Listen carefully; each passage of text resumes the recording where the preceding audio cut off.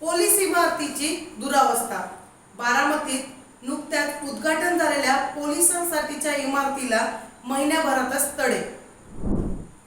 बारामतीमध्ये अपर police अधीक्षक, शहर police Thane व वाहतूक शाखा यांच्या 3 इमारतीचे व उपमुख्यालयाचे उद्घाटन 2 मार्च रोजी महाराष्ट्राचे मुख्यमंत्री एकनाथ शिंदे, उपमुख्यमंत्री देवेंद्र फडणवीस व अजितदादा पवार यांच्या उपस्थितीत झाले होते।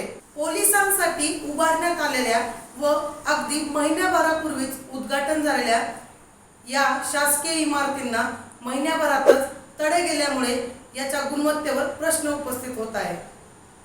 बांधकामाचे दोन्ही कॉलम आणि भिंत यामध्ये जाळी मारली गेली नाही, तसेच बांधकामाच्या वेळी पुरेसे पाणी न दिल्यामुळे भिंतींना तडे जात आहेत। त्याचसोबत अनेक ठिकाणी छताला बाक देखील पडला आहे। या बाबतीत बांधकाम अभियंता मात्र अनभिज्ञ आहे। इमारतीला तडे पडलेल्या ठिकाणी जागा सांगितल्यास त्या ठिकाणी दुरुस्ती करण्यात येईल। संबंधित बांधकाम एजन्सी ही 2 वर्ष बांधकामाची देखभाल दुरुस्ती करणार आहे। यानंतर देखील जर का अडचण निर्माण झाली तर त्याकरिता स्वतंत्र अंदाजपत्रक तयार करून त्याची दुरुस्ती करण्यात येईल, अशी माहिती बारामतीच्या सार्वजनिक बांधकाम विभागाचे अभियंता रामसेवक मुकेकर यांनी दिली आहे। बारामती हे अजितदादाचे स्वतःचे शहर आहे।